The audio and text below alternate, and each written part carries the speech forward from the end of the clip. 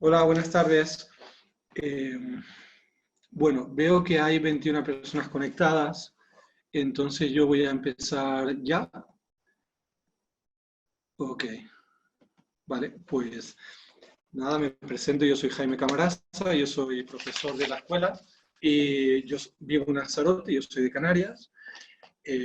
Gracias por permitir que se genere este encuentro, este espacio para tratar de resolver dudas de carácter pues teórico. Ya de por sí el seminario de vegetativo es teórico, y tiene alguna parte práctica que es bastante útil sabiendo cómo dosificarla, ¿no? Cómo interpretarla e incorporarla de cara al paciente. Yo tengo 3, 4 preguntas que se me han enviado por mail, pero evidentemente igual no es suficiente para cubrirla ahora. Entonces, como ustedes me ven, pero yo no tengo, yo me veo a mí también, yo no veo a nadie, no tengo feedback, sí que por favor a través del chat eh, traten de darme feedback si no me estoy explicando claro, si no ha sido suficiente, si está ok, y así seguimos avanzando. Si tienen preguntas, por favor me van diciendo, ¿ok? Eh, vale, entonces, chat, ya me va saliendo, ¿ok? Les agradezco un montón, Ricardo, el feedback. De hecho, Ricardo, tú me has hecho una pregunta por mail. Ok, José Antonio, vale. Muy bien, gracias chicos, gracias a todos compañeros, de verdad. Vamos a ver cómo, a ver si puedo aportar mi grano de arena para que se les haga pues más comprensible todavía si se puede, ¿ok? Yo me tengo que apuntar aquí cosas por si no surgen suficientes preguntas. Bueno, hay una pregunta que se me ha hecho que yo empezaría por aquí. Yo empezaría por... la pregunta es respecto al simpático, cómo era el tema de la sinapsis, si se puede sinaptar a niveles suprayacentes o a niveles infrayacentes, ¿de acuerdo? Bueno, lo primero recuerden que el simpático estaba destinado sobre todo a estados de emergencia, de exigencia, de fight flight, de lucha o huida. Y el simpático recuerden que es masivo, amplifica la respuesta, actúa a todo nivel, a nivel neurológico, a nivel metabólico, a nivel neuroendocrino, a nivel físico, sin tener en cuenta un eventual despilfarro. Busca supervivencia, busca escapar o huir. Primero se intenta escapar y para escapar se genera la reacción o la emoción miedo, y cuando la huida es inevitable hay que luchar. Y entonces eso está asociado a la emoción rabia. Tengan en cuenta, por favor, que los 5 sentidos primarios, los 5 sentidos conectan con el simpático, conectan con la primera neurona simpática en el troncoencéfalo, un poquito más arriba, se llama el locus ceruleus. Realmente el locus ceruleus es donde está la primera neurona simpática, el origen. Es un núcleo que incorpora 1200 neuronas de función eminentemente simpática. Y por favor tengan en cuenta lo siguiente, cada vez que se activa el simpático siempre se activa el sistema inmune, pero también tengan presente que emociones y pensamientos, esto lo estamos viviendo todos ahora, también activan el sistema inmune y también amplifican el arousal, la atención. Cualquiera de los sentidos, emociones, pensamientos, los 5 primarios, el sistema inmune y el sistema interoceptivo, gatillan o generan una respuesta de estrés, una respuesta simpático-tónica, o cualquier desajuste homeostático. La pregunta de José Antonio es, ¿dónde se encuentra el locus ceruleus? Honestamente se sitúa a nivel mesencefálico. Tenemos la médula, justo por encima de la médula, filogenéticamente adquirida a posteriori, está el troncoencéfalo, ¿verdad? Entonces tenemos la médula aparece primeramente hace 500 millones de años, filogenéticamente, ¿ok? Segmentada a nivel metamérico. Luego por encima está el troncoencéfalo. El troncoencéfalo que tiene como función controlar lo que está por debajo, la médula. Si esto aparece hace 500 millones de años, esto aparece 350 millones de años. Y tiene una función de inhibir a lo que está por debajo. Entonces, en el troncoencéfalo están las funciones básicas, necesidades básicas. Supervivencia, alimentación, respirar, frecuencia cardíaca, incluso reproducción. Troncoencéfalo inhibe a la médula, ¿ok? Cuando ustedes lo ven en el niño, ¿no? En el bebé, el neonato, cuando nace, los movimientos son desinhibidos, ¿eh? Cuando son muchos reflejos, y el troncoencéfalo va inhibiendo esas actitudes y ese comportamiento. Cuando predomina el troncoencéfalo, lo que ustedes más ven, el ejemplo más gráfico de un predominio del troncoencéfalo es el reptil, la iguana. Luego, por encima del troncoencéfalo, a posteriori se adquiere el mesencéfalo. Mesencéfalo con el sistema límbico, y aquí está el locus ceruleus, que es el simpático, que es fight, flight, pero también es obtener energía. Gluconeogénesis, glucosa, desde proteínas, grasa, poner en torrente sanguíneo glucosa para que la glucosa vaya al cerebro, corazón, músculo, que son los tejidos hiperactivos cuando la ortosimpaticotonía se mantiene. ¿Ok? Luego ya veremos que por encima del mesencéfalo estaría ahí el neocórtex. Eso se adquiere a posteriori.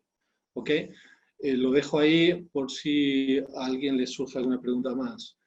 Ok, tienes que poner... Ay, es verdad, chicos, perdón, pido disculpas. Porque... Ah, no, esto sí, como no he... Vale, no era a mí. Vale, ustedes sí tienen que escribir en panelistas y todos los participantes. Y yo, como ahora no tenía abierto ninguna carpeta, ustedes lo podían ver bien. Entonces, ustedes verán que aquí en el troncoencéfalo, si esto predomina, este es el vago dorsal.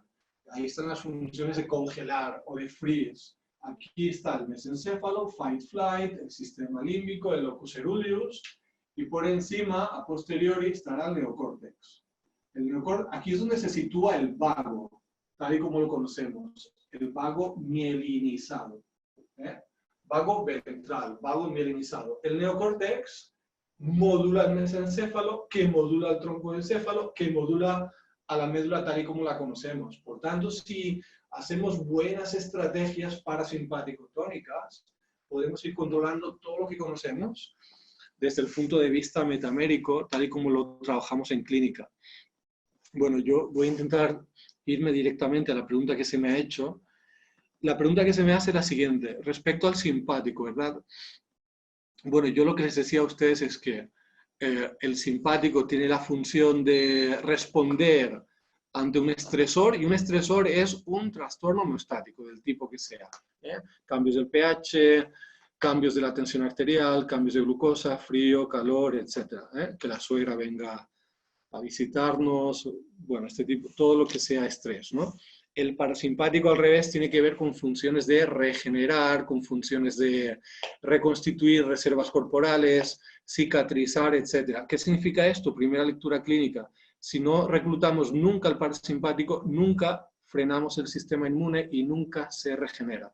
Porque el simpático es gastar energía, proinflamar, reclutar el sistema inmune, y es el parasimpático el que cicatriza, regenera, etc. Entonces, cuando ustedes estudiaron el simpático, ustedes vieron que, me voy directamente, que las fibras preganglionares llegan al ganglio de la cadena laterovertebral, y una vez aquí podían hacer tres tipos de cosas. O bien sinaptar en el ganglio, o bien sinaptar con un ganglio. Yo cambiaría lo que pone aquí de la región cervical por un ganglio suprayacente o infrayacente eventualmente, y luego no hacer sinapsis, que esto es los esplácnicos, ¿ok? Entonces, yo tengo aquí un esquema y ustedes lo pueden ver. Bueno, aquí en este esquema ustedes lo pueden ver bien, ¿verdad? Ustedes recuerden, por favor, que el asta lateral es angiotoma y es viscerotoma. Aquí en la punta de flecha, pues estamos viendo el ganglio de la raíz dorsal. Como es el ganglio de la raíz dorsal, está la raíz posterior, y esta es el asta posterior, que es sensitiva. Y aquí tendríamos, por tanto, el asta anterior, que es motora, con el ramo anterior del nervio. Pues aquí tenemos el ramo anterior, el ramo posterior, y aquí el nervio espinal mixto, ¿verdad? Bueno, entonces vamos entre el nervio espinal mixto y los ganglios de la cadena laterovertebral simpática, anterolateral en el raquis lumbar y dorsal, ¿verdad? Tenemos aquí un ramo comunicante blanco, que es posterior interno, y un ramo comunicante gris, que es posterior externo, ¿verdad? Entonces, yo voy a intentar hacerlo un poquito más práctico. Yo hago una pregunta, dejo un espacio de tiempo y ustedes me contestan. Yo quiero tratar a alguien yo quiero estimular el flujo sanguíneo a la extremidad superior. ¿Qué niveles tengo que trabajar? ¿De dónde viene el control vasomotor de la extremidad superior? Por favor, es una pregunta que dejo y ustedes me contestan, ¿sí? Control vasomotor de la extremidad superior. ¿De dónde viene? Voy al chat. Ok, muy bien. Pablo, los apellidos no los puedo ver. Muy bien. La respuesta es muy certera, muy correcta. Vale, Beatriz Pardo escribe ganglio estriado, pero Beatriz, fíjate, y el resto de compañeros, por favor, fíjense. Aquí Raquel escribe T1 a T5. La respuesta correcta la da Pablo. Es T1 a T9, primera neurona, hasta lateral. Y la segunda neurona es ganglio estriado. Eso es lo que tenemos que pensar siempre, en la primera neurona y en la segunda neurona. Voy a tratar de explicarlo. Aquí ustedes ven, en los apuntes, cuando ustedes han estudiado el simpático, ven que las arterias de la extremidad superior tienen un control simpático T2, T8. Puede ser T1 a T9, porque el simpático es un poquito variable. Puede coger un nivel superior, un nivel inferior. Las arterias que... reformulo la frase. El control vasomotor de cuello, cráneo, cara, ATM es primera neurona T1, T2, hasta lateral de T1, T2. Ustedes recuerdan que el simpático en médula, el angiotoma a nivel medular y el viscerotoma en médula, el simpático, está en el hasta lateral de T1, C8T1 a L2, ¿verdad? Ahí está el simpático. ¿Cuáles son las diferencias entre el simpático y el parasimpático principalmente? Uno, la anatomía.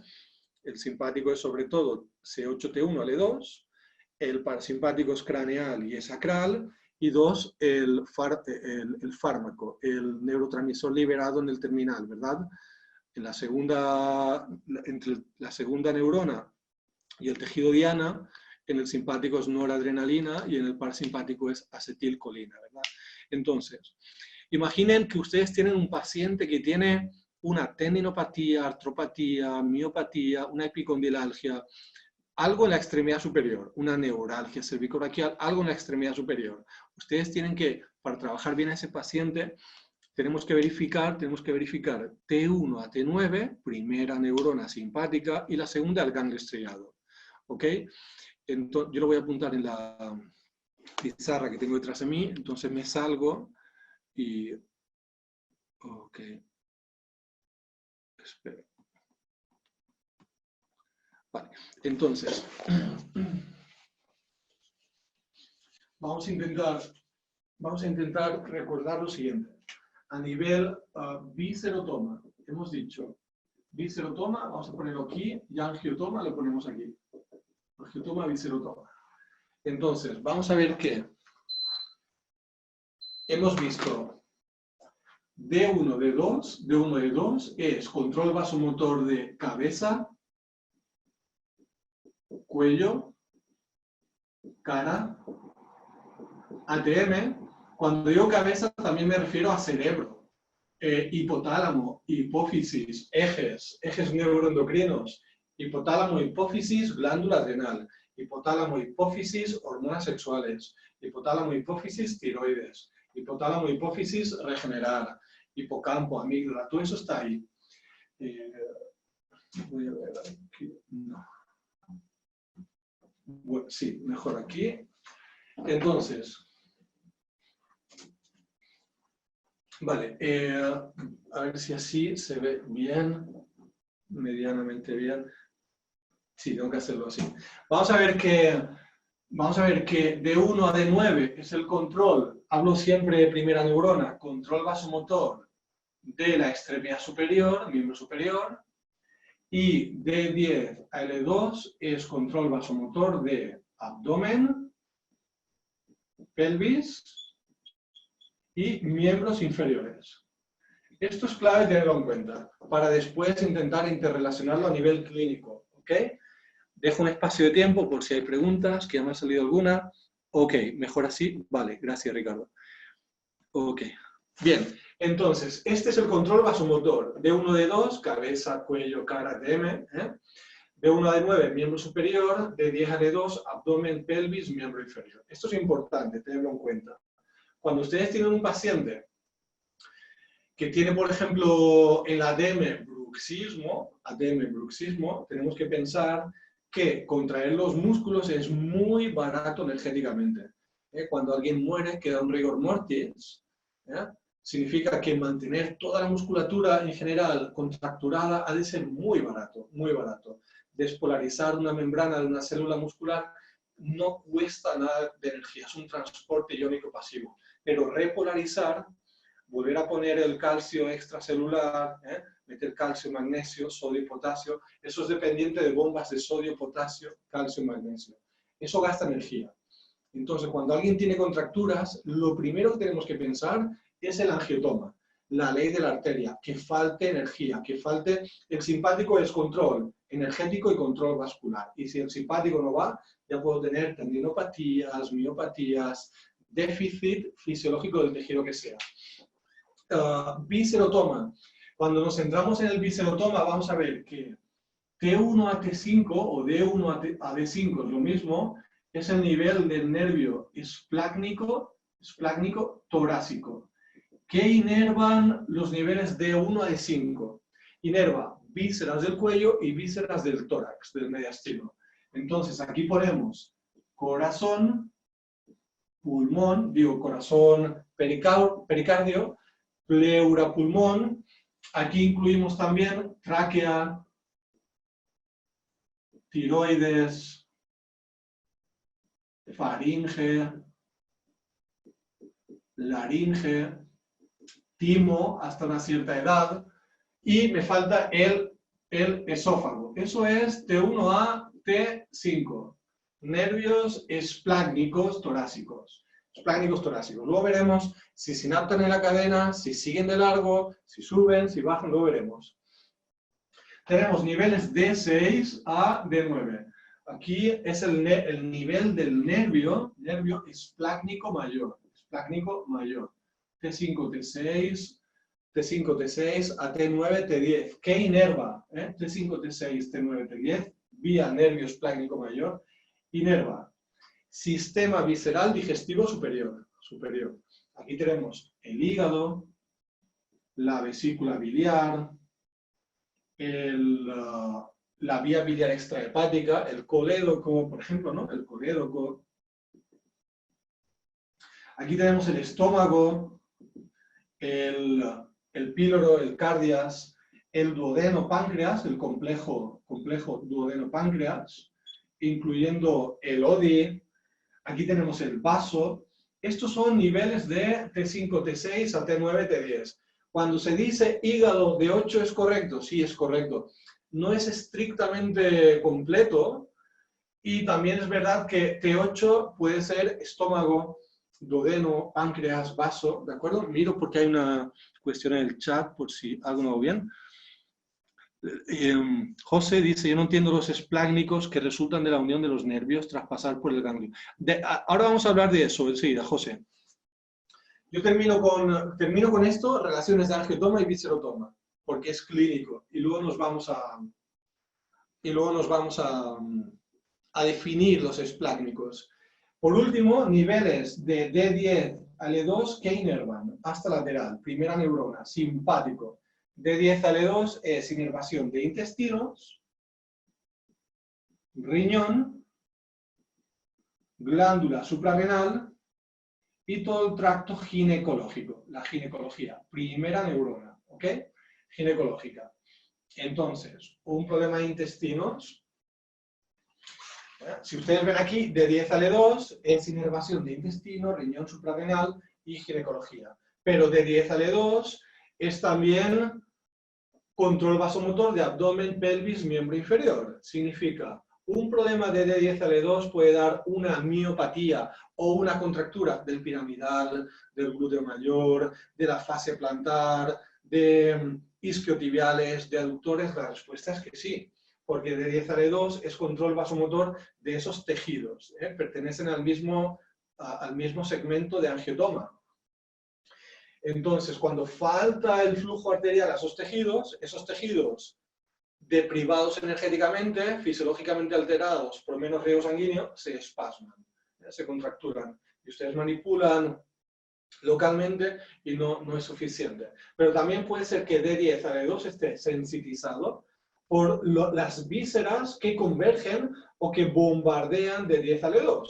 Si yo tengo un problema crónico, ginecológico, de riñón, de intestino y no lo trabajo, tendré por un reflejo víscero-somático o víscero-vascular menos riego sanguíneo a mi saco ilíaca, a mi pubis, a mis lumbares medias o bajas, a mi tendón rotuliano, a mis nervios del miembro inferior, a mi fascia plantar, etc. ¿De acuerdo?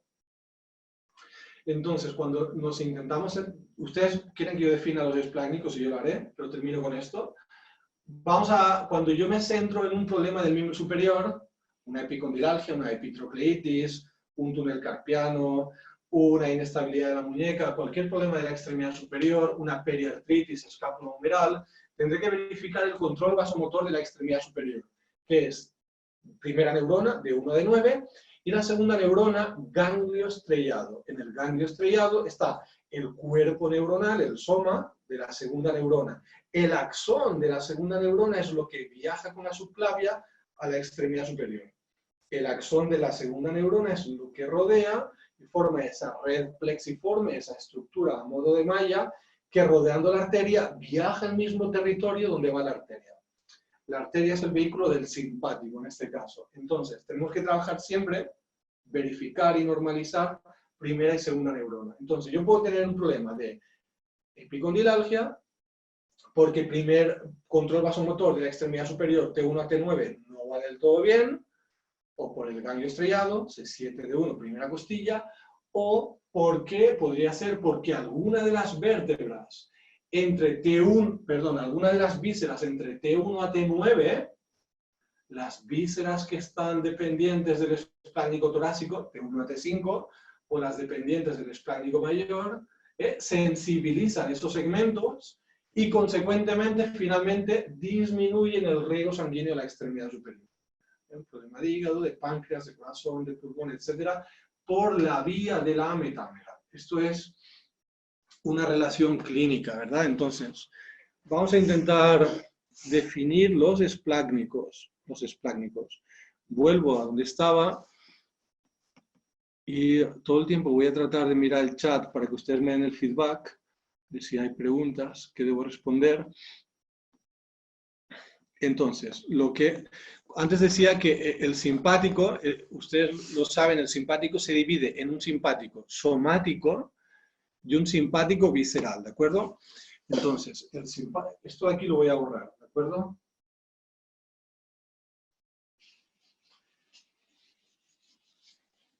El simpático, hemos dicho, el simpático se divide en uno somático y un simpático visceral. El simpático visceral sería el antagonista del parasimpático, del vago o del parasimpático pélvico, ¿ok? Entonces, el simpático somático es la inervación difusa de los tejidos metaméricos, ¿no? Glándula sudorípara, músculo pilorector, glándulas apocrinas, pero también los tejidos musculoesqueléticos, ¿no? Los tendones, la piel, el músculo de la metámera. Entonces, vamos a imaginar que este segmento medular sea T5, D5.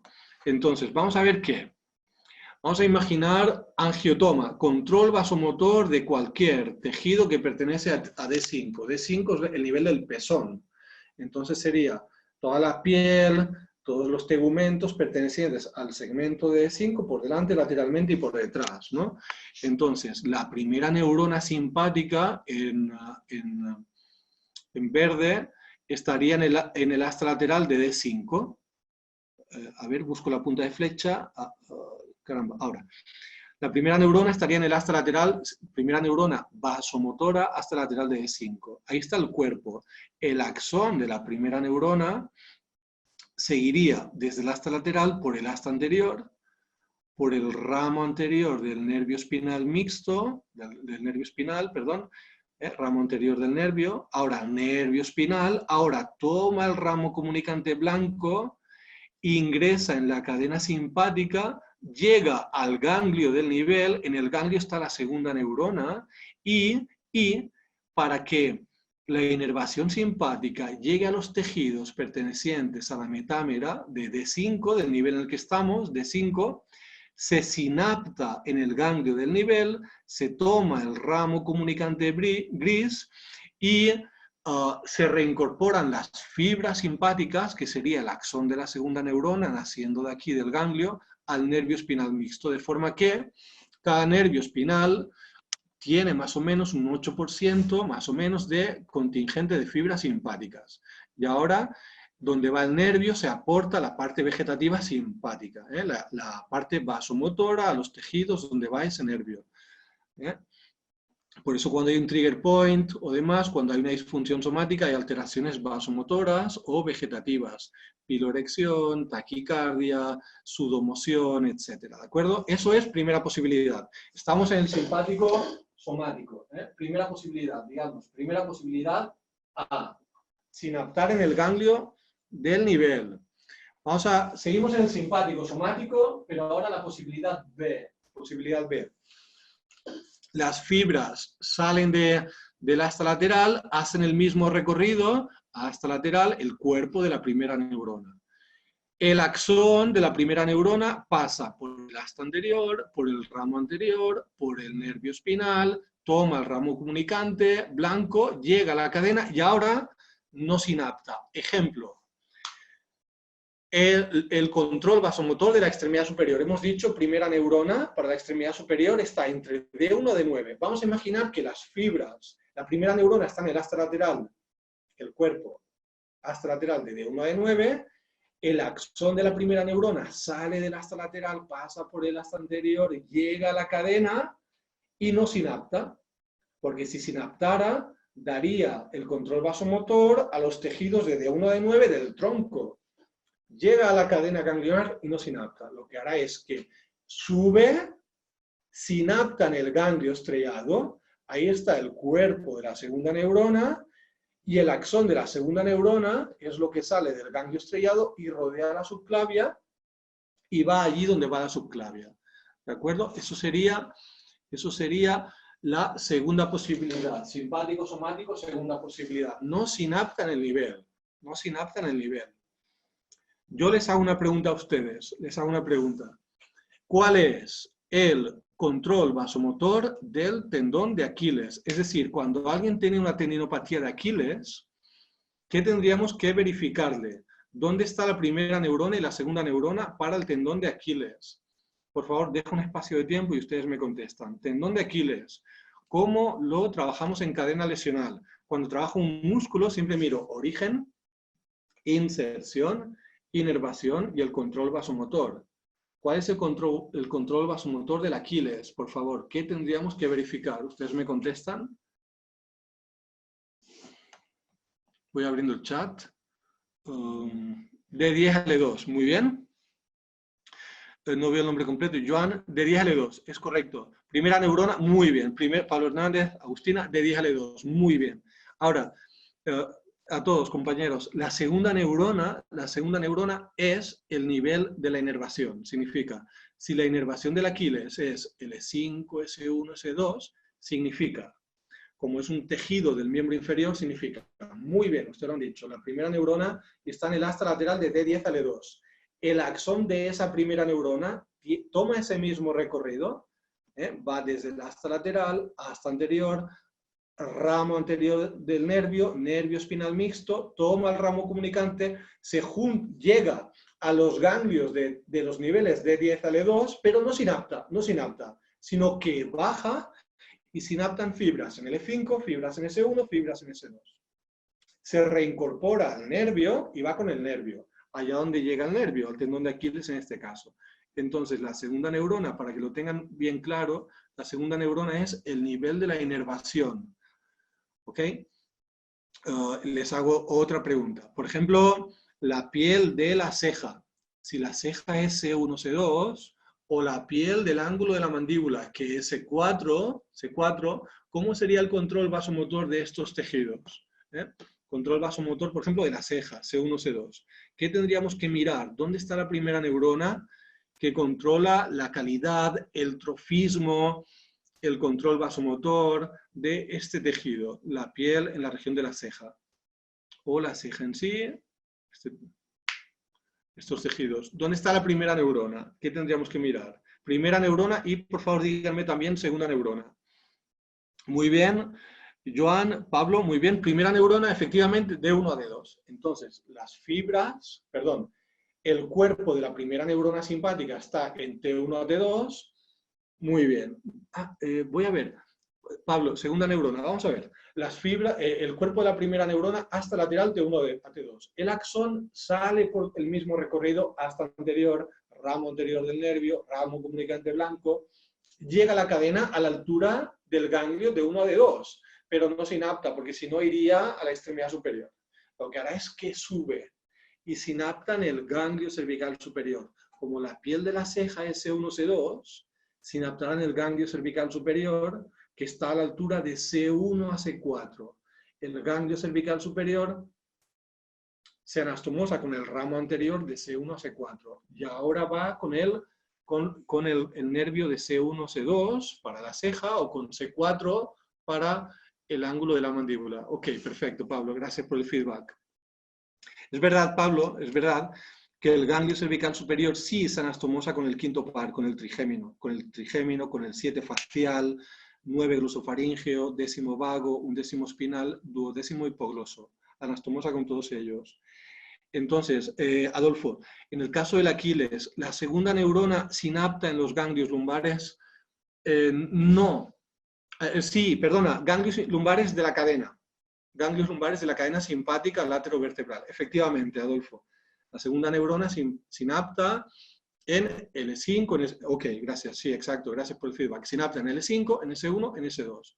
Muy bien, si yo pregunto, la pata de ganso de la rodilla, ¿verdad? La pata de ganso superficial, tendones de la pata de ganso. ¿Cuál es la inervación? L3, L4, un poco L2. ¿Cuál sería la intervención en terapia manual? Tendríamos que verificar siempre la primera neurona y siempre la segunda neurona. La primera neurona sería de 10 a L2 y la segunda neurona sería L4, L3, L2. ¿De acuerdo? Ese sería el protocolo o la idea. Ustedes no olviden, por favor, que además, ya poco a poco, si yo voy a trabajar pata de ganso, que el nervio es el obturador, cara interna de rodilla, nervio obturador, ramo del plexo lumbar, este nervio está dentro del psoas. También habría que trabajar el psoas, pero eso ya es otro discurso, ¿verdad? Se incluiría en el trabajo. Entonces, esta es la idea. Este es el simpático somático. Somático. Si yo quiero trabajar la fascia plantar, ¿cuál es la inervación de la fascia plantar? L5, S1, S2. Sería, Adolfo, lo mismo que el Aquiles. Primera neurona simpática de 10 a L2 y la segunda, la inervación, L5, S1, S2. Porque las fibras salen de L10 a L2, llegan a la cadena laterovertebral simpática, no sinaptan, bajan y sinaptan con el nivel del nervio espinal que después aportará la inervación. Cada nervio espinal tiene una proporción de fibras simpáticas para dar el componente vegetativo simpático, ¿de acuerdo?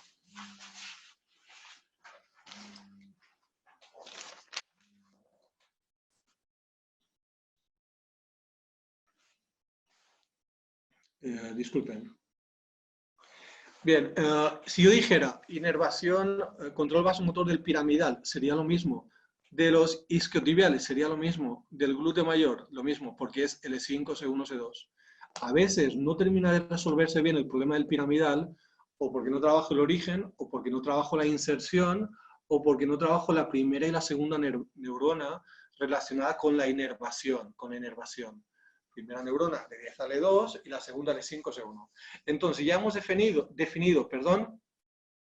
a nivel simpático, dos de las tres posibilidades. Una, sinaptar en el nivel. Dos, no sinaptar en el nivel, sino subir o bajar por la cadena, utilizando la cadena ganglionar como un ascensor, subir y bajar.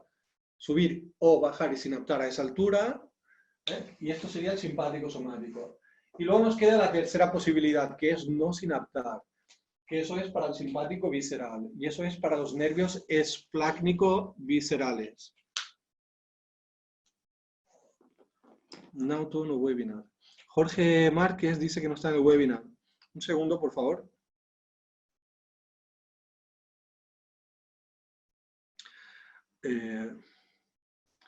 Julia, por favor, hay un alumno que me dice que no está entrando en el webinar. Se llama Jorge Márquez, si lo puedes... Ok, ya está, me dice. Bien, ¿cómo serían los esplácnicos? Lo tenemos aquí en rojo, lo tenemos en rojo. Ok, está en color rojo. El esplácnico visceral sería lo siguiente. Igualmente, el origen hasta lateral, porque hasta lateral es angiotoma y viscerotoma. En este caso vamos al viscerotoma. Hasta lateral, primera neurona vegetativa visceral. Busco que se me quede quieta la punta de flecha en el sitio. Ya está. Entonces, en rojo, primera neurona hasta lateral. El axón de la primera neurona sigue a través del asta anterior de la médula. Se salió. Espérate. A través del asta anterior, a través del ramo anterior del nervio. Sigue por el nervio espinal. Toma otra vez el ramo comunicante blanco. Llega a la cadena laterovertebral simpática, pero ahora no sinapta.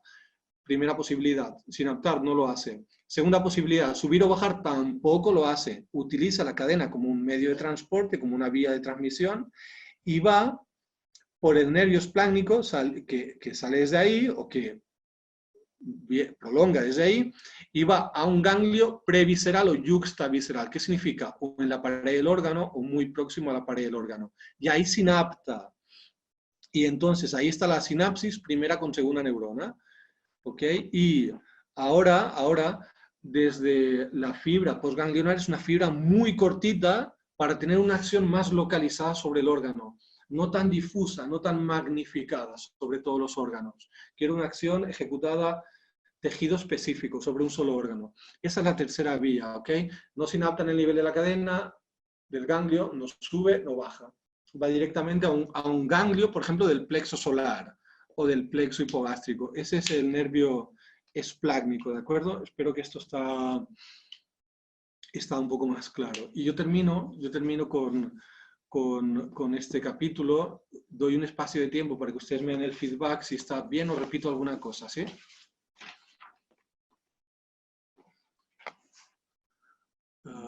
Estoy dejando un espacio para ver que ustedes me contestan si va bien o no. Ok.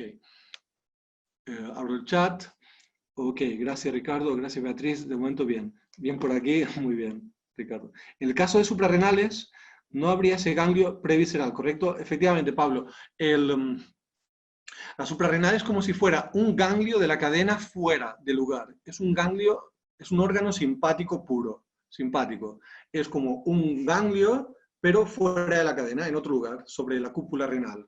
¿Okay? Es un tejido simpático él en sí, para amplificar la respuesta del simpático del locus coeruleus.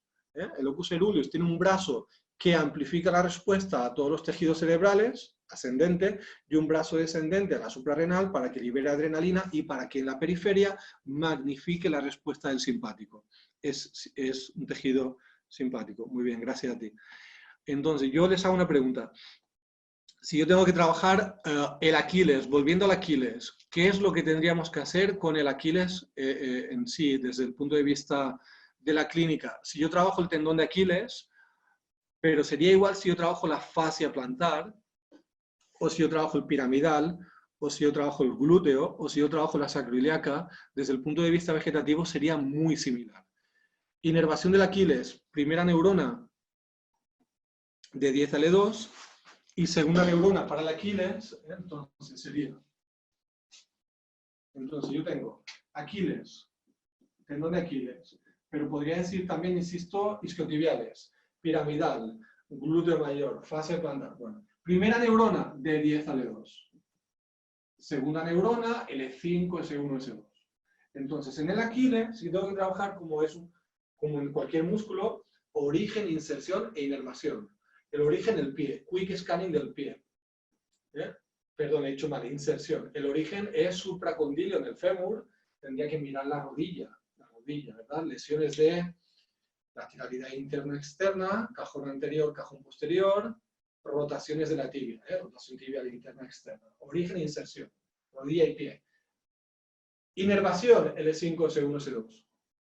Control vasomotor del Aquiles, primera neurona de 10 a L2, segunda neurona L5, S1, S2. Las fibras salen de D10 a L2, del asta lateral, llegan a la cadena simpática, no sinaptan, bajan y algunas fibras sinaptan en L5, otras en S1, otras en S2, se reincorporan por el ramo comunicante gris al nervio y llegan donde llega el nervio. Esas fibras de carácter vascular. ¿Qué faltaría para que ustedes trabajen aquí en aquellos pacientes que recidiva, que no va? Tendríamos que verificar aquellos órganos, viscerotoma, que puedan sensibilizar de 10 a L2, que lo hemos dicho antes, que era riñón, suprarrenal, glándula suprarrenal, intestino y ginecología.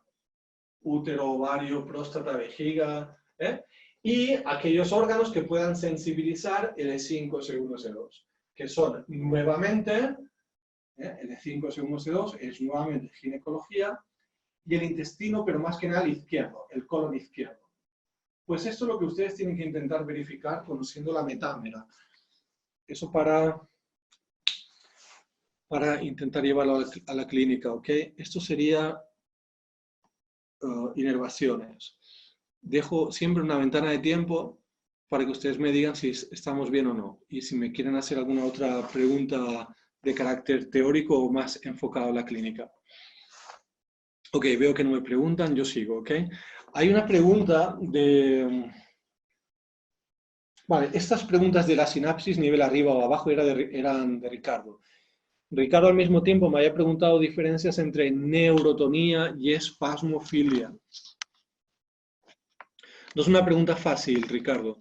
Es decir, la neurotonía o la espasmofilia es un paciente que no tiene una balanza vegetativa correcta. Es un paciente que tiene un nivel de estrés muy alto y que la cargabilidad, la capacidad adaptógena de ese paciente va disminuyendo y ya no responde balanceando bien simpático con parasimpático. Entonces tiene una clínica de hiperreactividad. Y como nosotros, seres humanos, ya no somos perros, significa, el perro, cuando yo antes pintaba el troncoencéfalo, era el reptil, la iguana. El sistema límbico, el mesencéfalo, era el perro. Un perro ante un estímulo tiene hambre, ladra. Tiene sed, ladra. Se siente amenazado, ladra. Pasa un coche, ladra. Reacciona con una única respuesta, una respuesta estereotipada. Nosotros tenemos receptores simpáticos alfa 1, alfa 2, alfa 3, beta 1, beta, es decir, tenemos varios tipos de receptores, alfa y beta. Los beta son amplificar la función, alfa es pérdida de función, pero son para que las respuestas no sean magnificadas a todos los tejidos, que yo pueda adaptar, yo puedo tener en un tejido el simpático un poco más activo, voy a correr, entonces ahí más activo el corazón, el pulmón, el músculo, el sistema nervioso, pero ahí no tengo el simpático activo en el intestino, por ejemplo, o en el riñón. ¿Ok? Eso lo permite la flexibilidad metabólica y vegetativa en este caso. Entonces, neurotonía y espasmofilia es pacientes que ya pierden esa capacidad adaptógena y responden de forma alterada. Ya son estados patológicos. Y ahí te encuentras contexto de clínica rara. Es como si alguien ha tenido un whiplash y yo te pregunto cómo tiene la C7, la T5, no sabemos, ¿no? Ha tenido un golpe y no sabes para dónde va a ir. No puedo responder mejor. Son situaciones no fisiológicas. Vamos ahora, estoy leyendo un mensaje de Adolfo Monago, dice, la inervación simpática del pulmón procede del ganglio estriado y de los nervios esplánicos posteriores. Voy a contestarte enseguida, Adolfo, lo voy a retener. Entonces, hay una pregunta de Beatriz Pardo, que es de las más complejas para mí, que habla de los esplácnico-pélvicos, porque hemos hablado de, y aquí voy a hablar también, Adolfo, voy a intentar contestar después un poco mejor a tu pregunta. Bueno, esta pregunta de los esplácnicos no es fácil, y yo les recomiendo, ustedes miran, por favor, un vídeo de Leo Coscarelli, que está bastante bien, es un vídeo que se llama... Ay, caramba, no lo tengo aquí. No tardo mucho y lo voy a buscar y lo abro enseguida.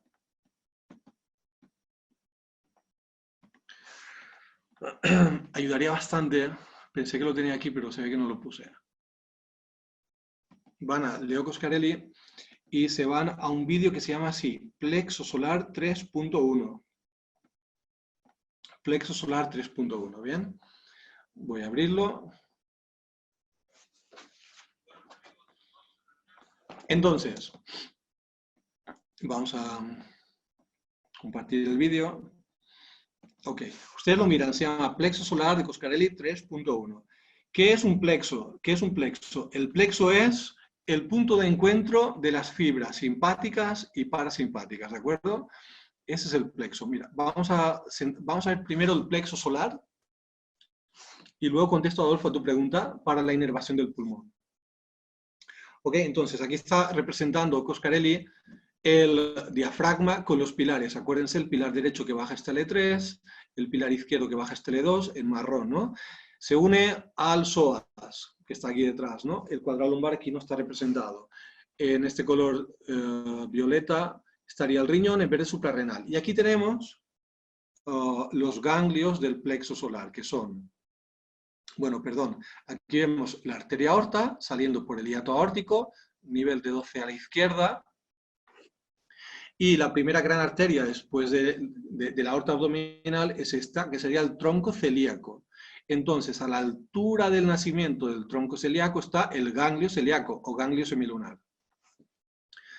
que esto es de 2L1. A la altura del nacimiento de la arteria mesentérica superior están los ganglios mesentéricos superiores, nivel de L1, y a la altura del nacimiento de la arteria renal, nivel L2, está el plexo aórtico, el ganglio aórtico renal, estos de aquí. Entonces, lo que ustedes van a ver aquí, lo que ustedes van a ver es, discúlpame, ok, vamos a ver lo siguiente. Vamos a ver que hay un nervio que viene llegando al ganglio semilunar, que es este nervio de aquí, se llama esplácnico mayor. ¿De dónde venía? De 5 de 6 a de 9 de 10. Pasa el diafragma por un pequeño foramen autónomo, independiente, innominado, esplácnico mayor. Va al ganglio semilunar del plexo solar. Después hay otro nervio, también por un foramen independiente, que se trifurca, que es el esplácnico menor, que es niveles de 10 a L1, de 10 a D12, de 10 a L2.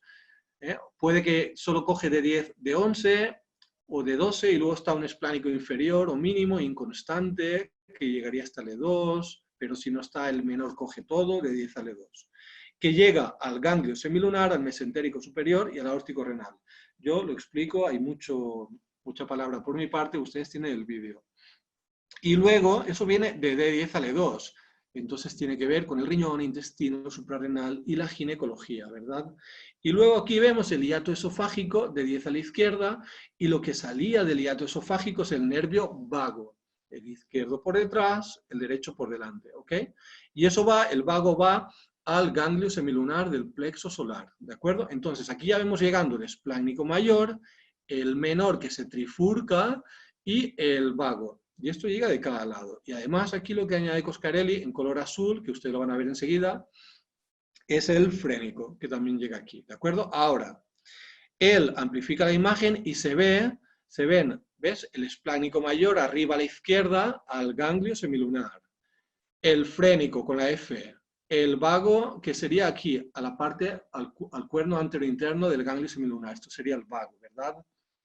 Vemos el esplácnico menor que se trifurcaba y el esplácnico inferior llegando al ganglio aórtico renal cuando está.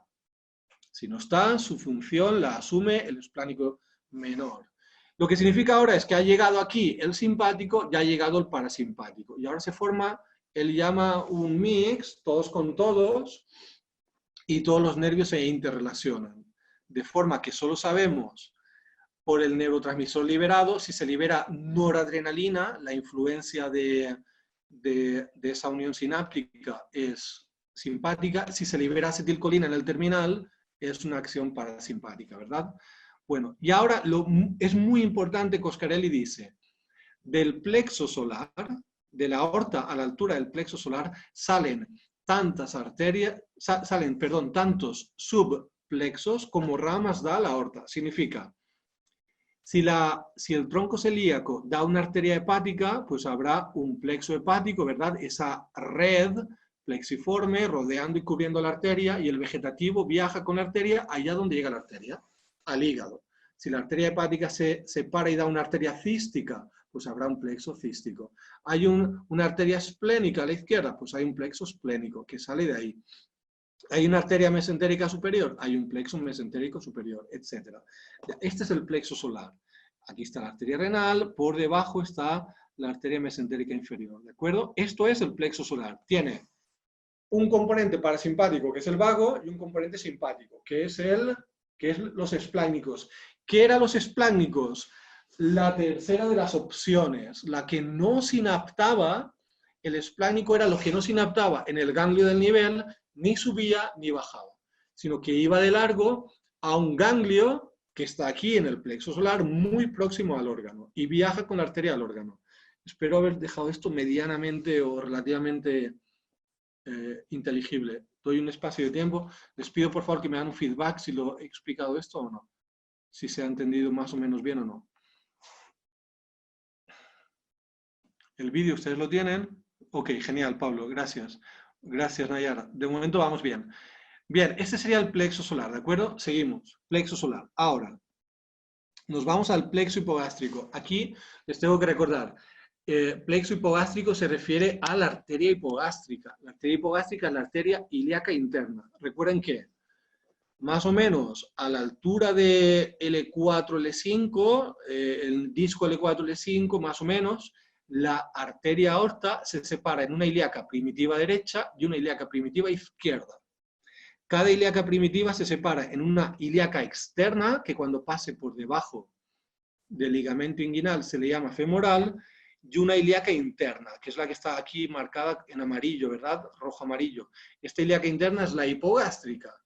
La ilíaca interna está a la altura de la base del sacro. Eso es importante. La ilíaca primitiva se separa en interna y externa a la altura de la base sacra, del nivel de S1 más o menos. Muy importante. Entonces, vamos otra vez a hablar del plexo, pero ahora el hipogástrico. El plexo hipogástrico otra vez tiene fibras que le llegan aferentes, de varios lugares que veremos, y fibras que salen eferentes. ¿Bien? Las que llegan aferentes, las que salen eferentes. Las que le llegan aferentes son también duales, son simpáticas y son parasimpáticas, ¿bien? Entonces, este plexo hipogástrico tiene tres aferentes, si usted lo mira. El primer aferente es este, por favor, fíjense, hemos dicho tronco celíaco, que es el nacimiento de la arteria hepática, esplénica y la arteria coronaria estomáquica. Arteria mesentérica superior, arteria renal, y aquí debajo arteria mesentérica inferior. Ustedes están en tercero, no sé si hay alguien de cuarto. La arteria mesentérica inferior es más la que va al colon izquierdo. Si ustedes vieron visceral, colon izquierdo es arteria, vena y plexo mesentérico inferior, ¿vale? Entonces, van a ver que de la porción de plexo solar, justamente aquí, de la porción de plexo solar entre la mesentérica superior y la inferior, vienen saliendo dos ramos nerviosos. A eso se les llama espláncnico pélvicos. Ese es el espláncnico pélvico. ¿Qué es la confusión? Que está al nivel lumbar, pero se le llama pélvico, espláncnico pélvico. Entonces, repito, del tramo de fibras del plexo solar entre la arteria mesentérica superior y la inferior, de ese plexo intermesentérico, vienen bajando dos fibras, una derecha y una izquierda, que uniéndose, atención, uniéndose a los ganglios simpáticos de la cadena lumbar, cuando se unen, eso es el espláncnico pélvico. El espláncnico pélvico derecho y el izquierdo se se unen en un nervio que se llama presacro de Latariet con A, Latariet. Presacro que es más bien prelumbar. Atención, por favor, importante. Eso es lo que muchos textos de anatomía le llaman plexo hipogástrico superior. Este nervio presacro de Latariet, en muchos atlas y textos de anatomía le llaman plexo hipogástrico superior. Este nervio presacro de Latariet o plexo hipogástrico superior es la primera aferencia. cuando se juntan, cuando se bifurca la derecha y la izquierda, se llama hipogástrico. Y es la primera aferencia que va a este ganglio. Ganglio de Lee, se llama así, ganglio de Lee-Frankenhauser, en la vaina de la ilíaca interna. Vamos a dejar el nombre aquí, el ganglio del plexo hipogástrico, ¿vale? Primera rama que llega, Fíjense, por eso es que el ovario tiene un poco de inervación del vago, porque desde aquí del plexo solar, uniéndose con los ganglios simpáticos lumbares, nervios esplácnicos, viene bajando y acaba llegando aquí, al ganglio hipogástrico, ¿bien? Al ganglio hipogástrico. Primer aferente ese. Segundo aferente son los ganglios simpáticos, los ganglios de la cadena simpática a la altura del sacro. Entonces, es un segundo aferente simpático, que viene llegando al ganglio. El tercer aferente que llega al ganglio, en verde, el tercer aferente es el parasimpático pélvico, parasimpático sacro. Es el tercer aferente que llega al ganglio. Ahí está el punto de encuentro de las fibras simpáticas y parasimpáticas. Eso forma el plexo.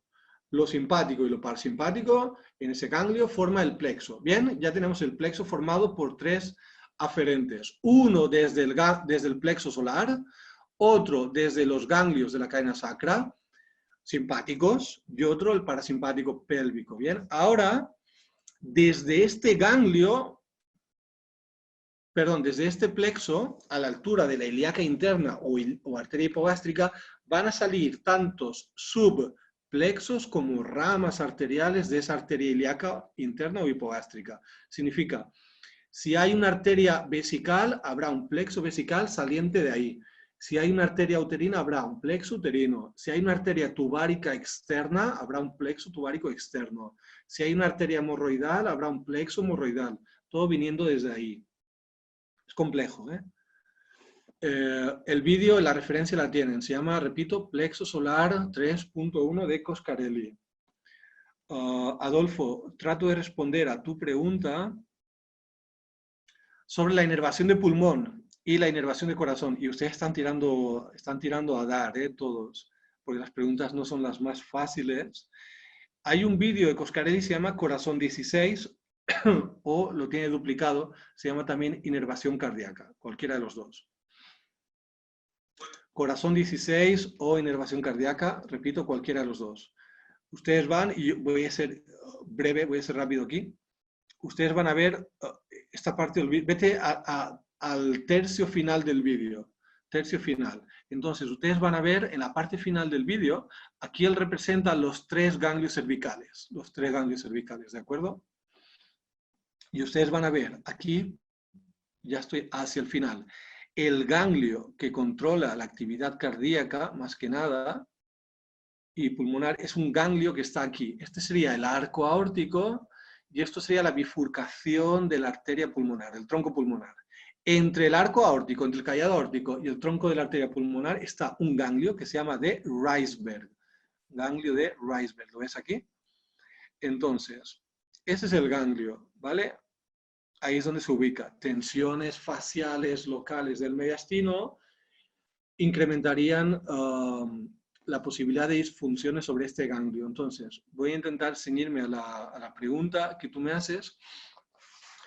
El parasimpático del corazón y del pulmón es vago, eso no hay dudas. Ustedes tienen que liberar los puntos de conflicto del nervio vago. ¿Cuáles son los puntos de conflicto del vago? Primero, agujero rasgado posterior.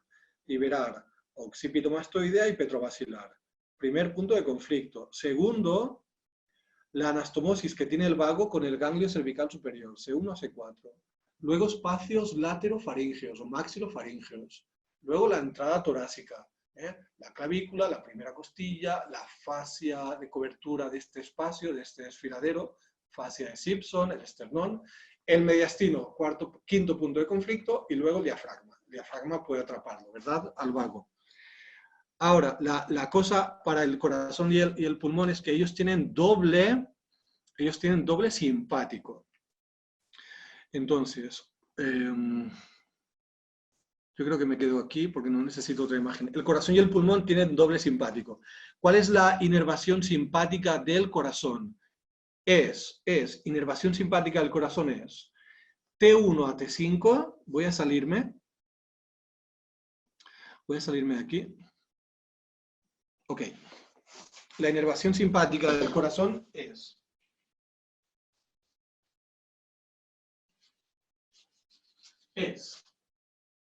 simpático del corazón. Simpático del corazón es primera neurona es de 1 a D5, primera neurona, y hay una posibilidad, que es la posibilidad del esplácnico torácico.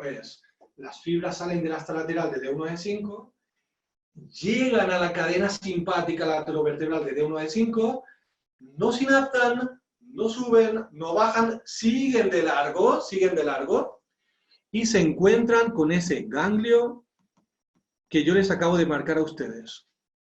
Ese sería el ganglio previsceral, ¿ok? Primera posibilidad. Ese es el esplácnico torácico. Porque, ¿qué era la característica del esplácnico? Que sale del asta lateral, pasa por la cadena ganglionar sin sinaptar y se va a un ganglio que esté próximo al órgano. En este caso está ahí, se llama ganglio de Reisberg, entre el callado aórtico y el tronco de las arterias pulmonares, ¿vale? Ahí está. Esa es una vía, una ruta simpática del corazón. Esplácnico torácico. Esplácnico torácico. No sinapta en la cadena, no sinapta en la cadena de ganglios, no sinapta. Ahora, hay otras fibras que salen de D1 a D5, se incorporan en la cadena ganglionar simpática del nivel de 1 a D5, no sinaptan, suben y algunas sinaptan en el ganglio, estrellado. Ahí en el ganglio está la segunda neurona. El axón de esa segunda neurona va al corazón como nervio cardíaco inferior y va directamente al órgano. Estas fibras que sí sinaptan en la cadena, como la sinapsis la han hecho en la cadena, ya no la harán en el ganglio previsceral. La sinapsis en el ganglio previsceral la hace el esplácnico torácico. Aquí es fibras, esplácnico torácico. Pero, repito, el corazón y el pulmón, como son órganos importantes, nobles para la supervivencia, tienen un salvoconducto. Si falla una vía, tenemos otra. Si falla una ruta, me queda otra. Y la ruta es esta. Otras fibras, seguimos con el simpático que sí sinaptan la cadena. Otras fibras que salen de D1 a D5. Llegan a la cadena, no sinaptan, suben y sinaptan en el ganglio cervical medio, cuando está. Ganglio cervical medio, segunda neurona. Y aquí llegan al corazón como nervio cardíaco medio. Y lo mismo, otras fibras que salen de D1 a D5, llegan a la cadena a la altura del ganglio de 1 a D5, no sinaptan, suben y sinaptan en el ganglio cervical superior. Ahí está la segunda neurona en el ganglio, segunda neurona, en el ganglio, y llegan al corazón a través del nervio cardíaco superior. ¿Ok? ¿Ok? Ese es el corazón. Adolfo, y el pulmón es exactamente igual, pero el pulmón solo sinapta, tiene fibras que van directas, es esplácnico torácico, y tiene fibras que sinaptan en la cadena, pero solo en el ganglio estrellado, solo en ese ganglio estrellado, no en el medio y el inferior, ¿de acuerdo? Ok, veo su chat, el chat de sus preguntas, a ver qué me sale. Perfecto, ok, gracias Adolfo. Ok, me queda una pregunta de las que me llegó por mail. Esta pregunta me la hacía Nayara Stanga. La pregunta es muy similar, la respuesta a lo que le dije a Ricardo respecto a neurotonía y espasmofilia. La pregunta que me hacías, Nayara, es, en el caso de un distrés reversible, decimos que una persona tiene hipotensión, hipotermia, trastornos metabólicos y que puede tener taquicardia. Y que no veas la taquicardia junto con hipotensión y demás, ¿no? Es la misma cosa. Ya es que el paciente, en lugar de tener una adaptación fisiológica, ya empieza a dar clínica casi como si fuera tendente a un SUDEC, ¿no? Entonces, es un desorden de la fisiología. Entonces, ¿por qué taquicardia? Porque es un simpático alto, el corazón se agita. ¿Por qué hipotensión? Pues ya son estadios compensatorios que se van adquiriendo y ya se saltan las reglas de la fisiología. ¿Alguien me habla del trayecto del 7 y del 7 bis? Raquel. Muy bien, te voy a contestar, Raquel. Y antes de que yo conteste tu pregunta, Raquel, déjenme que yo haga una cosa, les hago un minuto solo, medio minuto, un minuto. Y porque en clínica considero que es importante que ustedes hagan lo siguiente. Tienen que tener en cuenta, cuando un paciente tiene un estrés mantenido en el tiempo, estrés,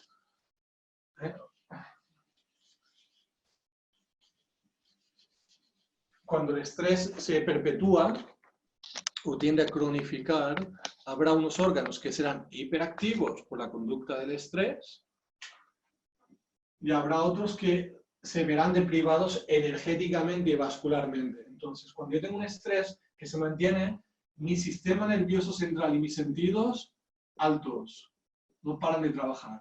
Mi corazón y mi pulmón. Mi sistema músculo-esquelético. Músculo-esquelético. Mis glándulas suprarrenales, liberando cortisol, adrenalina. Y mi sistema inmune, no para de trabajar.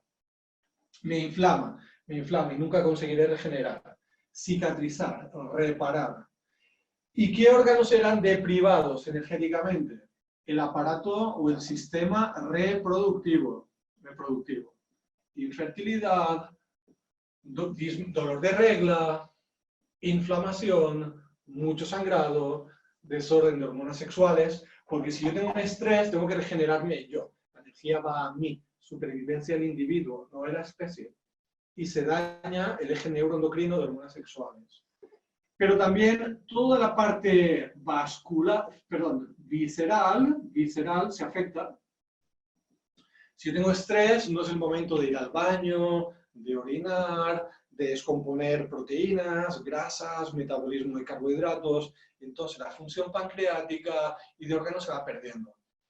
Y los puntos trigger viscerales se van a perpetuar, se van a cronificar. Como la energía no va no va al LODI, no va a la válvula ileocecal, no va al píloro, no va al cardias. Cuando un tejido no tiene energía, he dicho al inicio, se contractura.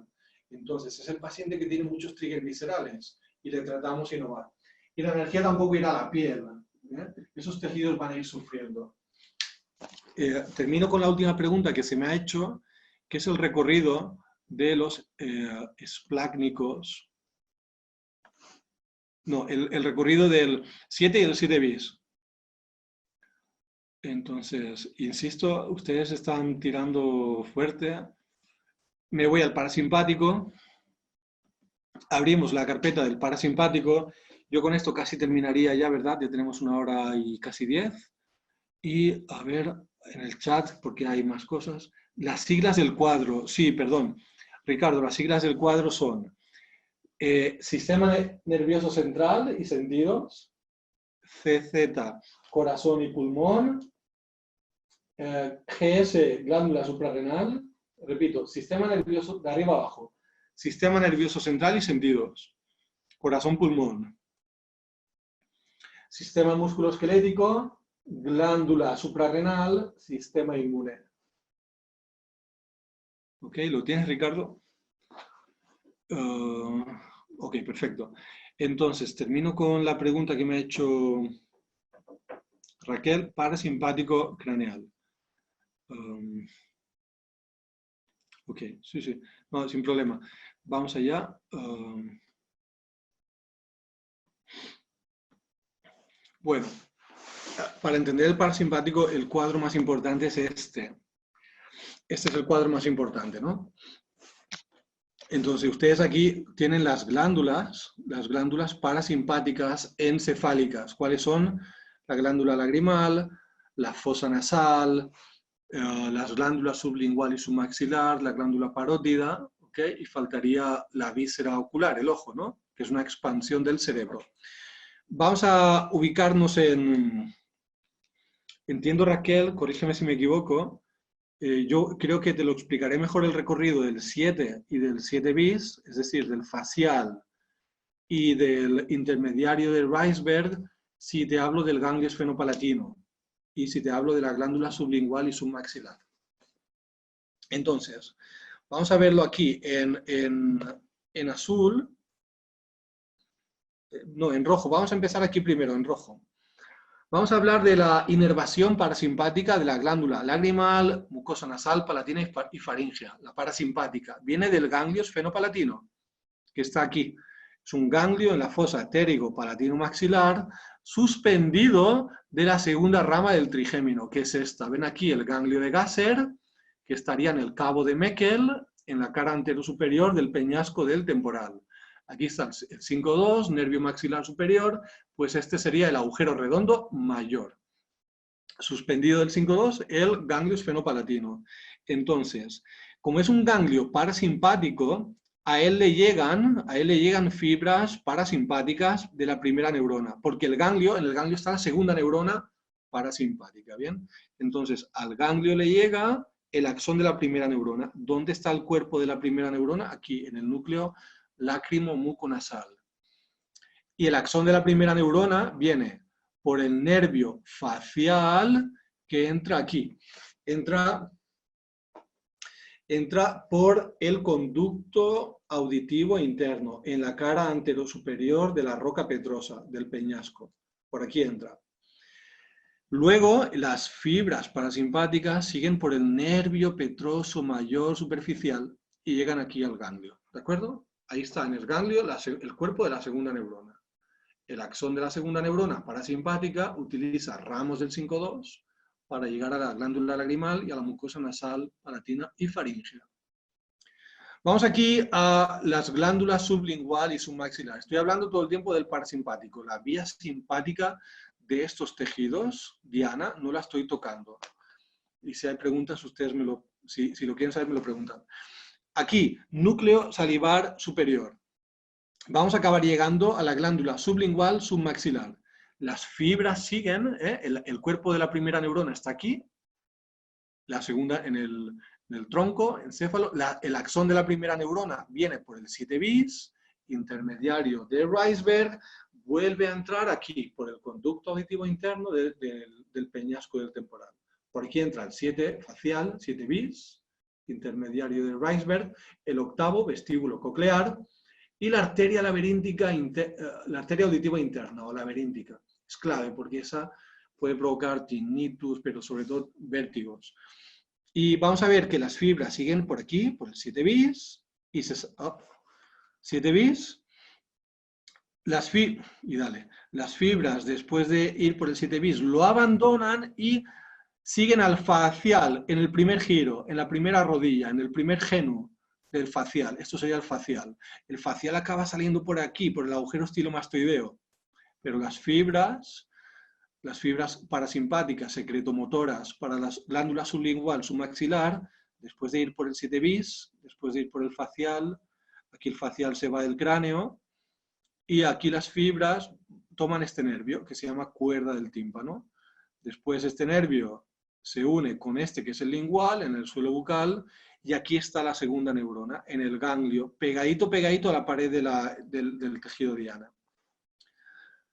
Bueno, esta era la explicación del recorrido parasimpático especial para la glándula sublingual, submaxilar y la glándula lagrimal y mucosa nasal, etc. Por favor, díganme si hay alguna pregunta más. No sé, Raquel, si fui lo específico que tú buscabas con tu pregunta. Bueno, ustedes me dicen. Yo espero un poco de tiempo para que me digan por el chat. Y vamos a leer en el chat. La parte... Sí, muy bien, Raquel. La parte orto viene del plexo... Cuidado. La parte orto viene del plexo carotidio interno, porque la carotida externa es cara y ATM. Esta no... Vale. Ya, tienes razón. Según el tejido diana, por ejemplo, ganglio esfenopalatino, la parte simpática viene del plexo pericarotidio interno. Muy bien. Si nos vamos a las glándulas sublingual, submaxilar, sí, muy bien. Plexo pericarotidio externo. Muy bien.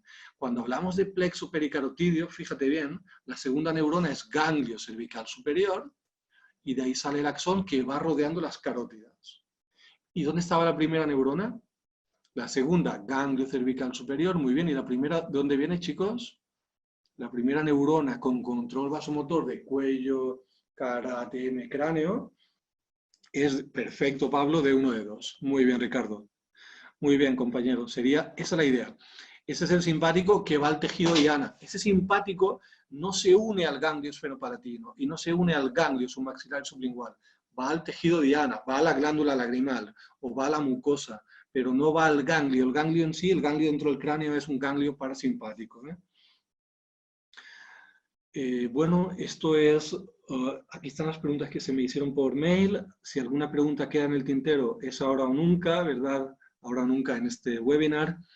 Entonces yo estoy pendiente. Muchas gracias, dice Raquel, gracias a ti.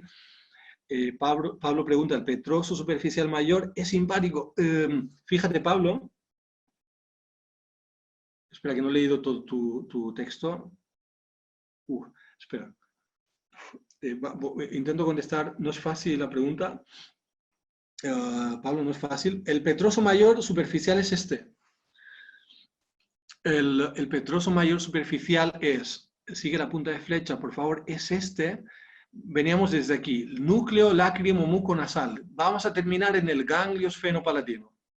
Las fibras parasimpáticas que van a acabar en el ganglio esfenopalatino salen por el 7, entran en el temporal, siguen por el hiato de Falopio, y toman este nervio, que es el petroso mayor superficial, y es el que llega al ganglio esfenopalatino. Es un nervio parasimpático. El petroso menor que tú has preguntado, superficial, es el que va después, aquí. El petroso menor superficial es este que va al ganglio óptico y de ahí a la parótida. Cuidado, algunos textos de anatomía franceses no anglosajones dicen que una tercera fibra parasimpática que llega a la glándula lagrimal y mucosa nasal, etc., es otro petroso menor, a secas, petroso menor. Eso está en el Rouvier, en el Cayet, está en algún texto más francés. Pero ya sería liarlo, no sé si te he contestado, Pablo. A ver, sí. ¿Puedes revisar el trayecto del vago? Ana, sí, vale. La última pregunta es la de Ana. Trayecto del vago, ¿sí? Lo que ustedes tienen que verificar para el trayecto del vago. Y con esto cerramos el webinar. A ver, ¿qué más sale de chat? Lo que va con el petroso mayor es el petroso profundo, Joana, el petroso profundo es el filete pericarotídeo interno. Ese es el petroso profundo. Ese es el que sale de C1 a C4, del ganglio cervical superior. Ese se llama petroso profundo, el filete pericarotídeo interno. Respondo a la pregunta de Ana Alberto, el recorrido del vago, y nos despedimos, ¿sí? Ya llevamos 1 hora y casi 20. Entonces, sería recorrido del nervio vago. Sería el vago.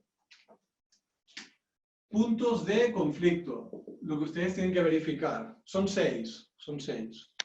Sería, primero, el agujero rasgado posterior. No olviden, ahí tienen que liberar, tienen que testar, verificar las dos suturas. La primera de la periferia, occipito mastoidea, y después la base, la petrovascular. Segundo, que el nervio vago se anastomosa con el ganglio cervical superior.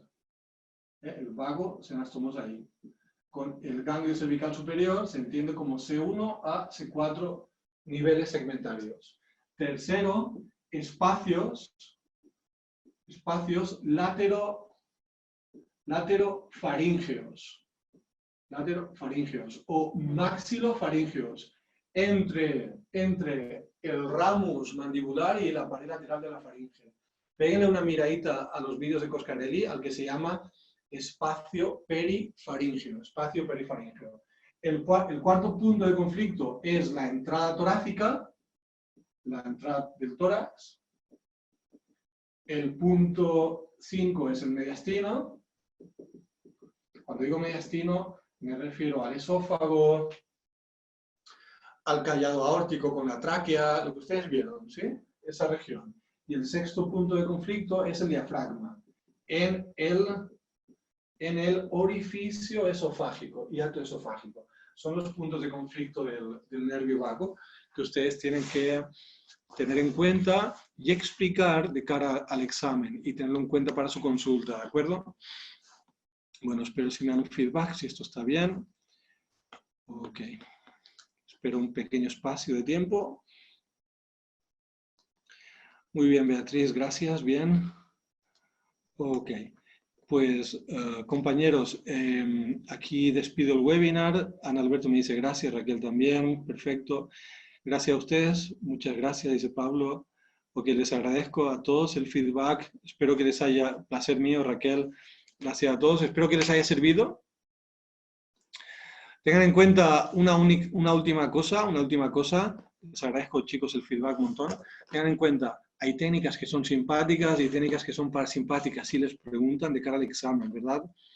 Si ustedes tienen, y esto es muy importante, si ustedes tienen un paciente que viene a la consulta con parasimpaticotonía, ustedes tienen que descomprimir la SEB, que no haya una compresión, ¿verdad?, de la SEB. El paciente que tiene una parasimpaticotonía, verifiquen que no hay compresión de la SEB. Descomprimo la SEB y luego hacemos técnicas simpático-tónicas. ¿Cuáles son? Técnicas que suben el simpático. Todo el recoil de Atlas. Todo el recoil de charnela toracolumbar. Rodamiento alternativo de los temporales, o en lugar de ser alternativo, lo hace sostenido bilateral, simétrico, Feathertone.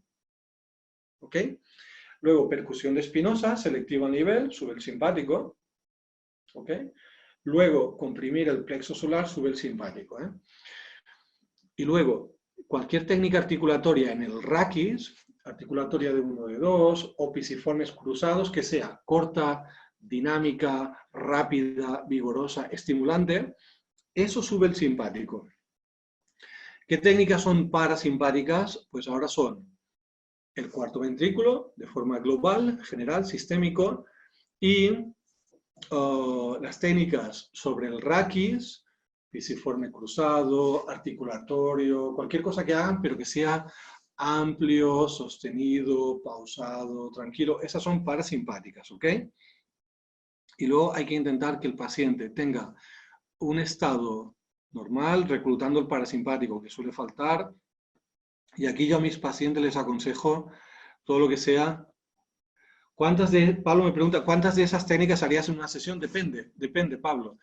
Si mi paciente tiene falta de riego sanguíneo a la extremidad superior, además de manipularle y liberar si está bloqueado de 1 a de 9 y el ganglio estriado nivel, le hago unas cuantas, 1 minuto o 2 sobre el nivel y ya está, por ejemplo, ¿no?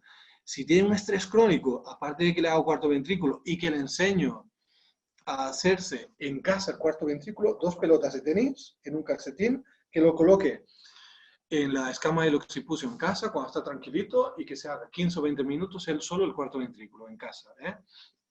Pero todo lo que sea, tocar la guitarra, dar un paseíto por el bosque o por la playa, multiplicar seguridad, protección, el buen contacto social, amigos antiguos, estar tranquilo, el deporte, regularizar el biorritmo, hacer cosas que te gusten, todo eso ya recluta el parasimpático, ¿de acuerdo? Eso se puede sumar en el trabajo y optimiza, genera un cambio más potente del tejido de fuera adentro.